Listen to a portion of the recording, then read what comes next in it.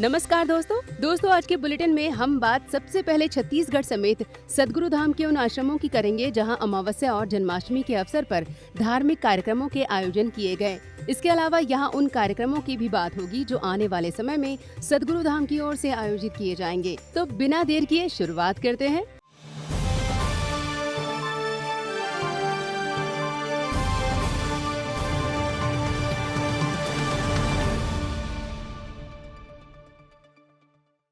बात सबसे पहले छत्तीसगढ़ की करते हैं। दरअसल 23 अगस्त को भाद्रपद अमावस्या की तिथि पर पोरा पर्व मनाया गया।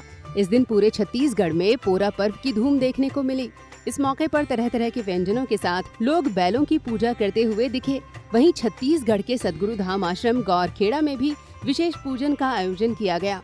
इस दौरान मंगल चारण आरती, ध्यान, हवन, कीर्तन के साथ भंडारे की व्यवस्था भी की गई। प्रकृति को समर्पित इस पर्व के आयोजन के दौरान रविशंकर, जितेंद्र और दामोदर जी के साथ हसुआ व बालोदा बाजार के सद्विप्र समाज के अन्य लोग भी मौजूद रहे। असल में दोस्तों, छत्तीसगढ़ का सद्विप्र समाज केवल पोरा के अवसर पर ही नहीं बल्कि जन्माष्टमी के अवसर पर भी कृष्ण भक्ति में लीन दिखाई दिया। कृष्ण जन्मोत्सव के अवसर पर हवन पूजन का कार्यक्रम रखा गया। योगेश्वरी दुर्गा साहू के घर पर इस कार्यक्रम का आयोजन हुआ। इस दौरान बलौदा इकाई के गुरु भाइयों के साथ सद्विप्र समाज के अन्य लोग भी मौजूद रहे। दोस्तों, अमावस्या के अवसर पर केवल छत्तीसगढ़ में ही नहीं बल्कि यूपी के शाहजहांपुर में भी धार्मिक कार्यक्रमों का आयोजन देखने को मिला। हाल ही में बीते अमावस्या के मौके पर हवन पूजन का कार्यक्रम रखा गया। ये प्रोग्राम सद्विप्र समाज सेवा खुदागंज के द्वारा जमीलपुर में आयोजित किया गया। इस मौके पर सुरेंद्र पाल चौहान के साथ संतोष कुमारी, गिरिजा देवी के साथ अन्य सद्विप्र और कबीर सैनिक मौजूद रहे। वहीं 26 अगस्त को भी शाहजहांपुर में हवन पूजन के कार्यक्रम देखने को मिले। ये कार्यक्रम हरतालिका तीज के अवसर पर आयोजित किया गया था, जिस मौके पर शाहजहांपुर के सद्विप्र समाज व कबीर सैनिकों ने हिस्सा लिया। अब बात शारदीय नवरात्र की। असल में दोस्तों, सितंबर में शुरू होने जा रहे नवरात्रि के पावन अवसर पर सद्गुरु धाम विशेष आयोजन करने जा रहा है। ये कार्यक्रम साधना से जुड़ा हुआ है, जिसका आयोजन बद्री विशाल की पावन धराधाम पर होगा।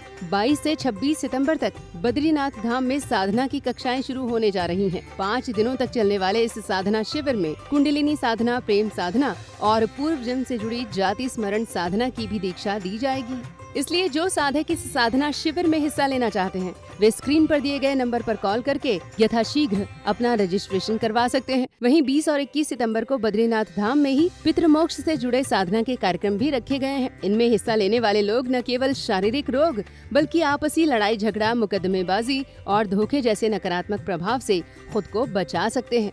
इसलिए यदि आप अपने पितरों को संतुष्ट रखकर उनके नकारात्मक प्रभावों से खुद को सुरक्षित रखना चाहते हैं तो स्क्रीन पर दिए गए नंबर पर संपर्क कर सकते हैं। तो दोस्तों, ये थी हमारी इस हफ्ते की वीकली रिपोर्ट। इसी तरह से हम आपके लिए लाते रहेंगे वीकली अपडेट।